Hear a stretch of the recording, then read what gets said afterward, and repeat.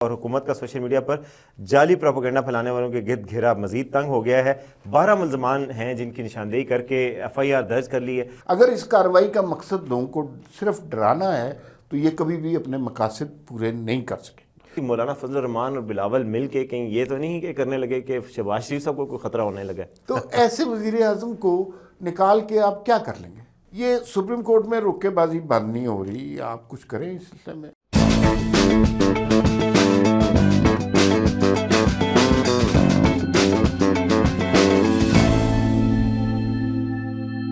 ناظرین السلام علیکم، میں اور وسیم عباسی آپ کی خدمت میں حاضر ہیں۔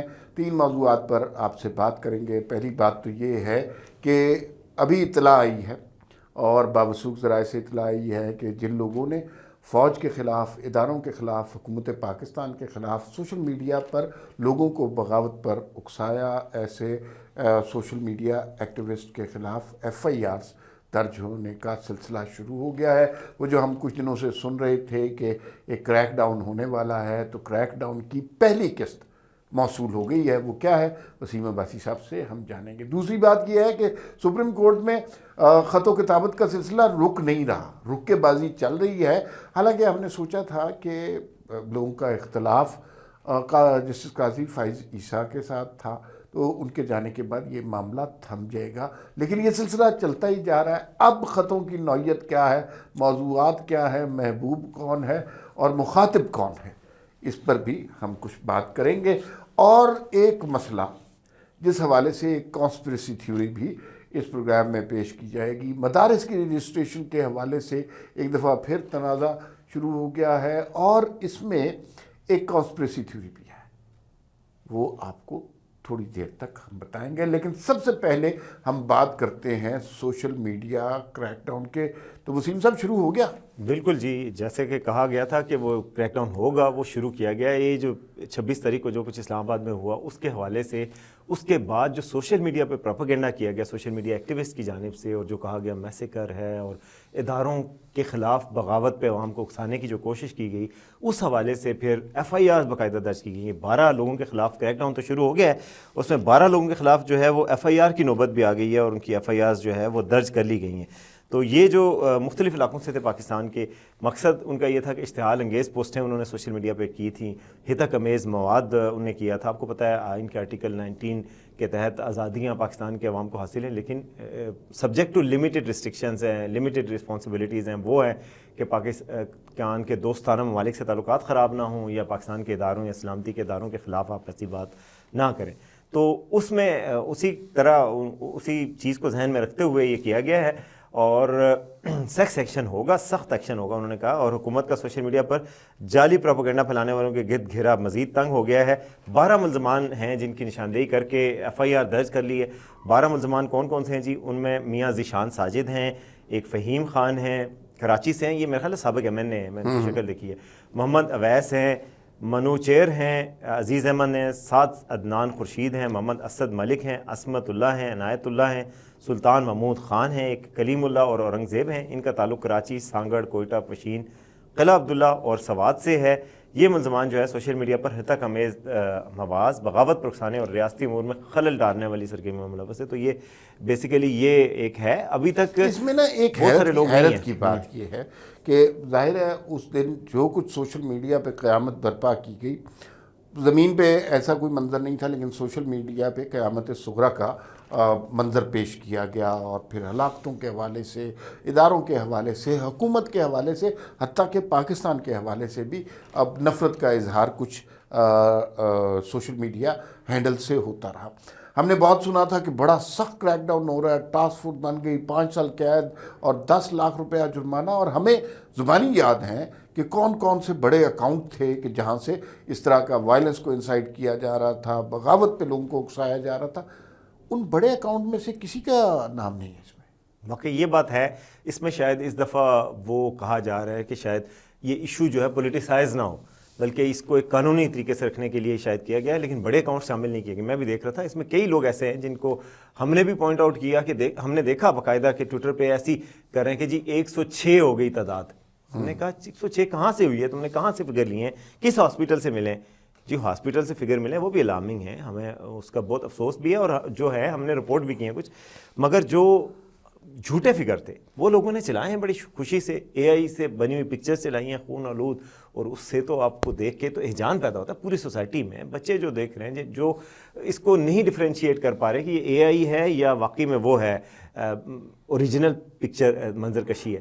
تو یہ بہرحال ابھی میرا خیال ہے یہ آغاز ہے, مزید اس کریک ڈاؤن کا دائرہ وسیع کیا جا رہا ہے, اور آہستہ آہستہ ہائی پروفائل لوگوں کے اوپر بھی دائرہ کیا جائے گا. ایک خدشہ ہے بعض اوقات حکومتوں کی طرف سے, ماضی میں بھی اس طرح کے اقدامات کا اعلان ہوا, ابتدائی سی کارروائی ہوئی اور اس کے بعد لوگوں کو ڈرا دیا گیا اور اس کے بعد مزید کارروائی نہیں ہوئی.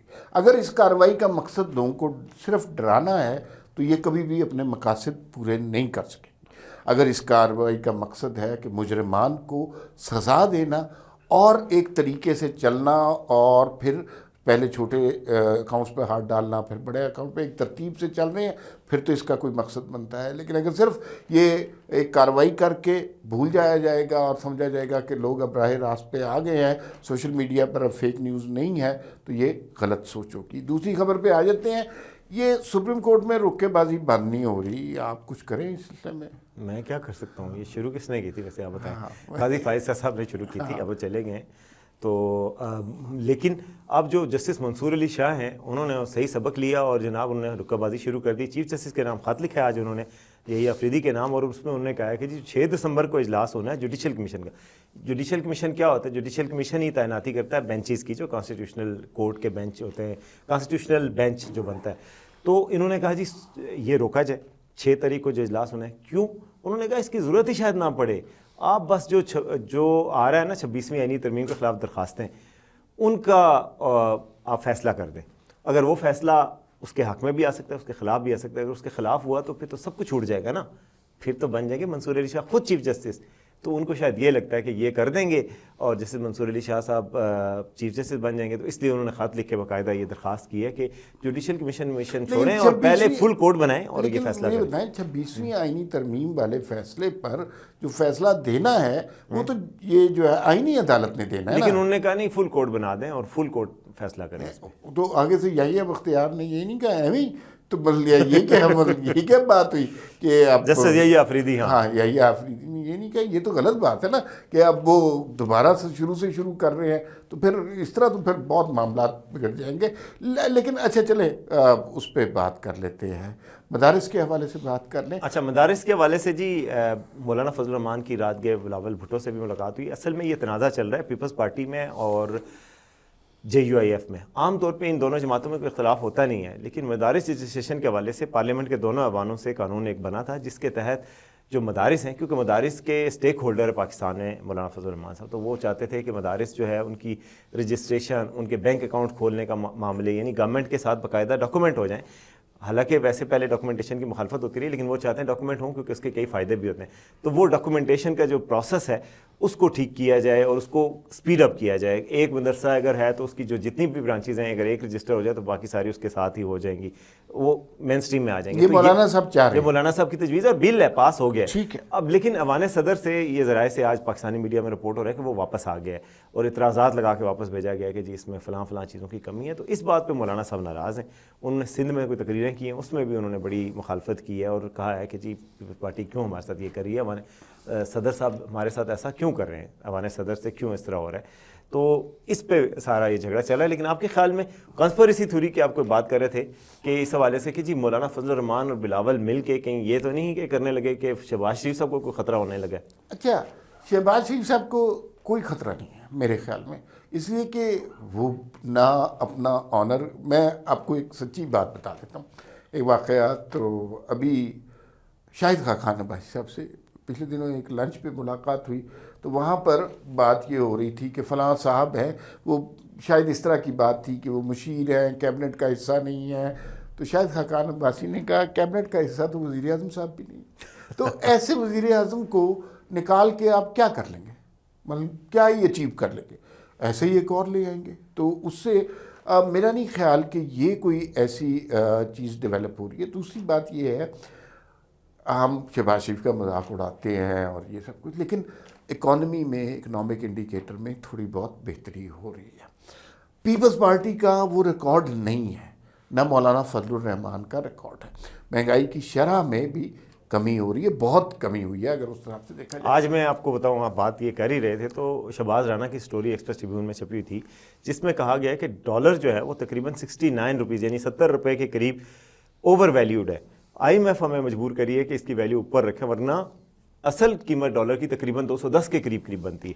तो गोया ये तो इकॉनमी वो ठीक हो गई कि डॉलर की असल कीमत भी नीचे आ गई है। अच्छा, अब आप देख लीजिए कि इमरान खान ने और उनकी जमात ने इस्टेब्लिशमेंट के हवाले से क्या कुछ किया हुआ है आपको पता है। फ़र्ज़ कीजिए कि शहबाज शरीफ को हटा दिया जाता है, जैसे मामलाती साजिशें होती हैं हटा देंगे, कोई इतना मुश्किल काम नहीं सर, है। मामलाती साजिशें ऐसे लोगों के खिलाफ होती है जो बात नहीं मानते। हाँ, ये तो मतलब पहले सलूट मार देते हैं। अच्छा, ये अगर हटा दिया जाता है तो एक नई सेटअप आ जाएगा, बिलावल आ जाएंगे, मौलाना फजलुर रहमान आ जाएंगे, लेकिन इकॉनमी फिर उससे गड़बड़ होगी, फिर उससे महंगाई बढ़ेगी, उससे पेट्रोल की कीमतें बढ़ेंगी, डॉलर की प्राइस बढ़ेगी, वो मज़ीद लोगों के अंदर गुस्से का इजाफे का मूजिब बनेगी, जो इस वक्त कोई अफोर्ड नहीं कर सकता। इस वक्त जो सबसे बड़ी कोशिश हुकूमत की और इस्टेब्लिशमेंट की ये है कि किस तरह अवाम को रिलीफ दिया जाए।